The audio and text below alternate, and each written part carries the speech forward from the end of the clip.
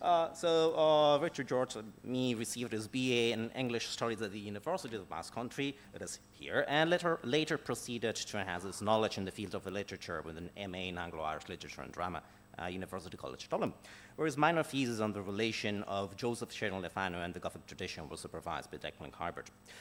He completed a PhD at the University of Santiago de Compostela, researching the relationship between the short story and the Irish Gothic tradition in the writings of James Clarence Mangan and Joseph Sheridan Le Fanu and Bram Stoker. I guess the floor is mine. Well, the title of the conference, of course, you can see, Appropriating the Irish Faerie, Reinterpreting the Trope of the Good People, in J.S. Le Fanu's The Child That Went with the Fairies, and Claire Keegan's The Night of the Quicken Trees. Despite their different temporal frames, both Keegan's The Night of the Quicken Trees and Le Fanu's The Child That Went with the Fairies share common points which seem to stem from both stories' common inception, that is, the Irish folk tale. In this sense, it is interesting to notice that both stories' structures are demarcated by the folktale in their narrative layout, which thus conditions the narrative pace, style, and language. Similarly, both stories provide a picture of religion and folkloric beliefs, portraying them on a par, as reciprocally concomitant to each other in Irish society. Given the rural origins of both writers concerned, their resorting to Irish folktales is rather unsurprising. Although born in Dublin, where he would spend most of his later life, J.S. Le Fanu was raised in rural Limerick, where he resided until the age of 20, and where he would become acquainted with the rich oral Irish folk tradition. McCormack highlights how Le Fanu, and I quote, will base some of his stories on legends picked up at Kilkee, end of quote. On the other hand, the stories in Walk the Blue Fields are all set in rural Ireland, including the last story in the collection, The Night of the Quicken Trees. These stories reflect the rural landscape Keegan was exposed to while growing up on a farm at the heart of rural Wicklow. Le Fanu's The Child That Went with the Fairies is the author's own adaptation of the widespread legend of the changelings, where fairies abduct a human child, usually replacing them with one of their own. In his version, however, there is no replacement, only abduction, the fact which McCormack has interpreted as Le Fanu's portrayal of human acceptance of death. Le Fanu's story narrates the misadventures of Moll Ryan, the disappearance of her youngest child, Liam. One day, while Moll is out working on the fields, her offspring wander away near the outline of Lisnavura, and I quote, lonely hell haunt of the good people, as the fairies are called euphemistically, end of quote. As sunset approaches, or her offspring but Liam return home, the narrative then proceeds to relate how, and I quote, a beautiful and very grand-looking lady, end of quote, connives young Liam to hop on into her carriage, subsequently disappearing amid an eddy, and I quote, driving in the center of it, end of quote, and leaving the rest of the kids to return home to their mother. The narrative closes with the subsequent visits Liam's spirit pays his family until one day Liam appears one last time and is seen no more. And I quote, so little Billy was dead to mother, brother, and sisters, but no grave received him, end of quote. Keegan's story narrates the arrival of Margaret in the hill of Donegal, County Clare, close to the cliffs of Moher on the west coast of Ireland. There she moves into the house of a recently deceased priest, her relative, and as the narrative unveils, her former lover. The Night of the Quicken Trees relates Margaret's attempts to deal with her past and adapt to her new environment and community, with a great part of the narration being a mixture of present narrative action interspersed with past recalling. As the narrative unfolds, the reader is introduced to her odd neighbour, Stack, and the gossips of the nearest town and the harshness of landscape. After a visit to a fortune teller, Margaret becomes the town's healer, which prompts a momentary acceptance at the heart of the community. However, as time passes by, Margaret's willingness to exercise her healing powers wanes. She becomes the target of the town's anger. This reaction prompts Margaret to fulfill her early promise, and I quote, she decided she would stay in that house for as long as she could without harming anybody or letting anybody harm her. If either of these things happened, she would move on, end of quote. In both cases, we can appreciate the magic references and I quote, extraordinary eruptions that recall the pre-modern rural oral folk culture, end of quote. The Fanu's adaptation of the fairy tale framework embeds the concept of loss and acceptance in an impoverished rural setting. Similarly, Keegan could have opted for a different narrative approach to tell Margaret's story, which is, in the end, a story of failed acceptance at the heart of a community. Both writers, however, decided to adopt and adapt the narrative frame of the Irish folktale to embed their narrations. Proof of this is how both narratives are constrained by the folktale in their development. In The Child That Went with the Fairies, the narrator's voice both opens and closes the fairy tale narration.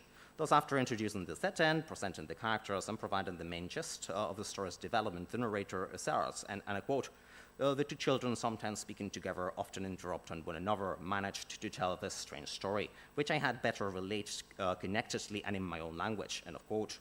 This act of translation, by which the narrative voice transmits the kernel of the story while retaining control over it, has a potent side effect, as it distances the main narration from present time, vaguely placing it in a remote past, while paradoxically embedding it in a sense of proximity conferred by the first-hand knowledge attributed to the narrative voice. Keegan's approach is presented in opposite terms, as the narrative proper is preceded and followed by references to Irish folktales. Although these actions do not arguably belong to the narrative itself, nor is there any intention that the reader takes them to be part of it, structurally they do form part of the story, as they are located immediately after the title section. It is indeed remarkable how both stories facilitate a post-colonial interpretation through their appropriation of the fairy tale narrative. Fanu's story follows Carassi's argument that a fairy tale forms, and I quote, an ideal middle ground in which myth, legend, and history can flow together and interact, end of quote. Interestingly, in this case, Fanu's adaptation of a fairy tale evokes Ireland's history of colonial occupation by set and deployment. On contextualizing the story, the narrative voice asserts that, and I quote, eastward of the old city of Limerick, about 10 Irish miles under the range of mountains known as the Sleevham Hills, famous as having afforded Sarsfield sheltered among their rocks and hollows when he crossed them in his gallant descent upon the cannon and ammunition of King William, on its way to the beleaguering army, there runs a very old narrow road, end of quote. There can be little doubt as to Fanu's willingness to highlight the narrative importance of a historical past, otherwise entirely disconnected with the narrative per se.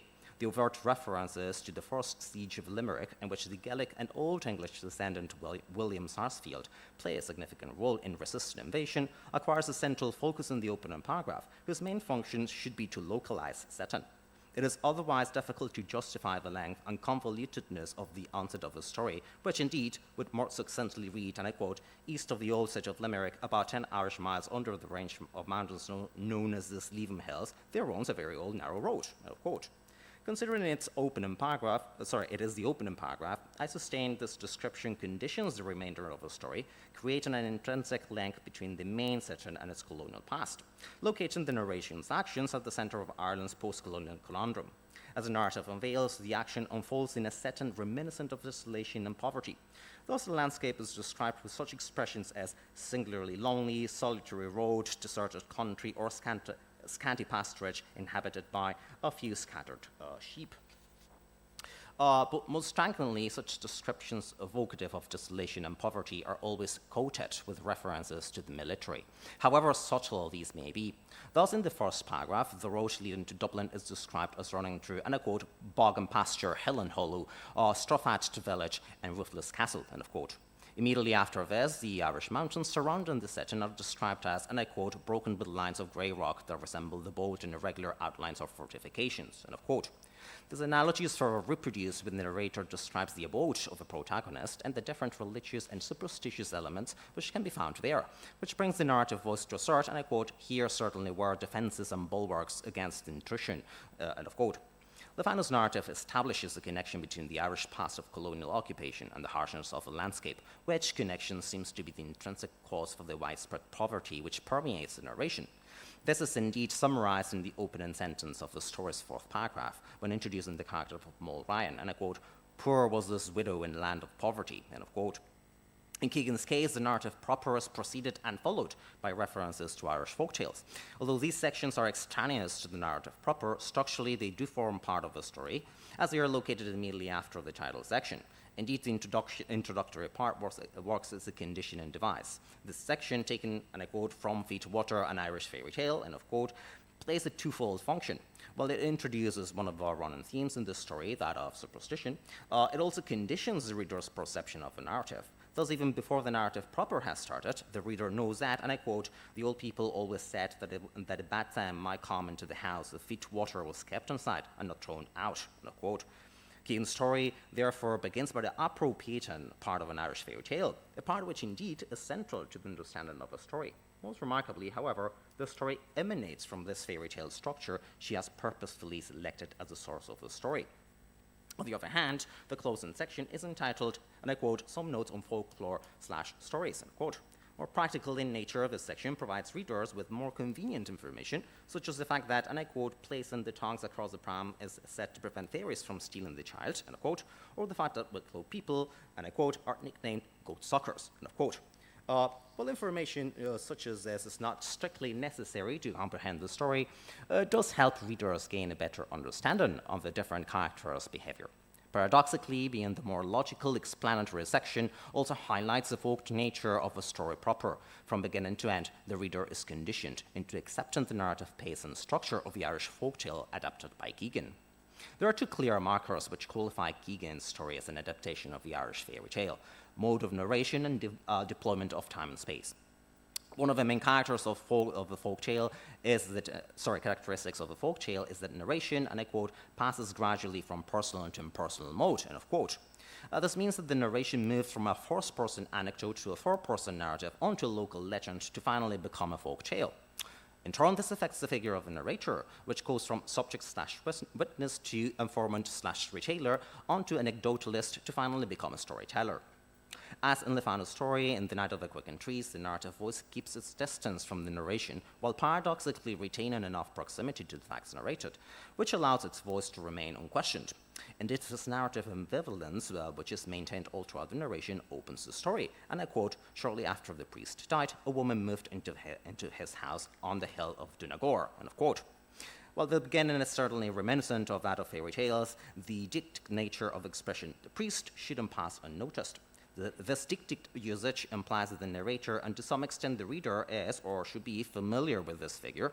As it is the opening line of the story, there is no possible internal reference, which must then be placed elsewhere, outside the confines of the story proper. In fact, this figure remains elusive, being always referred to as the priest, common ground for both the protagonist, the local community, the narrator, but alien to the reader, who is left in the dark as to his real name. Keegan's narrative therefore maintains that move between the first-person anecdote and the local legend. Another common element both Fanu and Keegan's work display in their appropriation of the Irish folktale is their combined usage of folk beliefs and Christian religion. The main narrative in The Child That Went with the Fairies indeed presents these two belief systems as compatible and even complementary. Thus, as the narrative opens, the readers are illustrated as to the protective elements the widow uses to keep the evil one away, and I quote, round the cabin stood half a dozen mountain ashes. On the warm planks of the door were nailed to horseshoes, and over the lintel and spreading along the thatch grew luxuriant patches of that ancient cure for many maladies, and prophylactic against the machinations of the evil one, the house leek. Descending into the doorway in the chiaroscuro of the interior, you might discover, hanging at the head of a widow's wooden roofed bed, her beads and vial of holy water. It is noticeable that in Fanu's narrative, which progresses from outer into inner space, folk beliefs configure the first barriers against possible threats. It is only in the inner and intimate space of the bedroom that references to Christianity are to be found. This working scheme is reproduced at the end of the narrative, when Liam has already been abducted by the fairies and I quote, fairy doctors as the dealers in the preternatural who in such cases were called in, are termed, did all in them lay, but in vain. Father Tom came down and tried what holier rites could do, but equally without result, end of quote. The narrative then levels up both folk and Christian belief systems, indeed attaching greater importance to the former, which acts as the first bulwark against evil spirits. Although time constraints do not allow me to further consider this topic, it is interesting to notice that this leveling up is conducted by the peasant characters in the narrative, while the narrator, of an arguably higher social status, keeps their distance at all times. This narrative portrayal most likely stems from Fanu's seeming dislike of peasant classes, as characters embodying, and I quote, one of a ruffian mob, end of quote, and the perennial agrarian violence in Ireland, but it also opens up interesting observations on post-colonial grounds. On the other hand, The Night of the Quicken Trees fulfills Carras's requirement, as it opposes the concept of an established religion against superstition and traditional beliefs, where the former is presented as a metaphor for the univocal official Irish Republic, while the latter represents marginal Irish discourses. Keegan's narrative achievement is to present them both on a par, as a folk tale validates superstition as the legitimate and ultimately more authentic form of perceiving the world.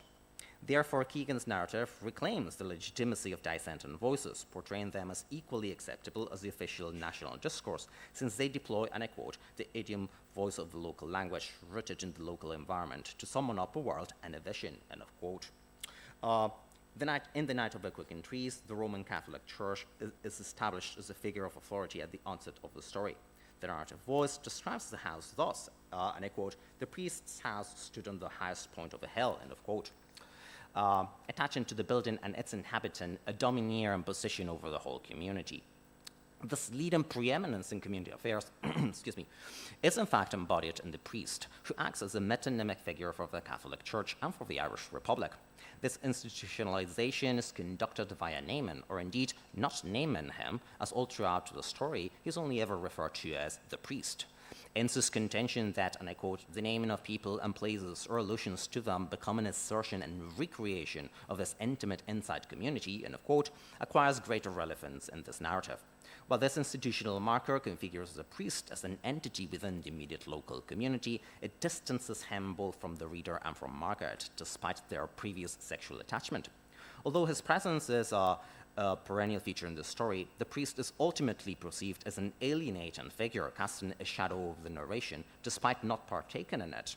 Thus, the figure of a priest is used to both portray the power and influence of the church over the whole community and to criticize, its influence.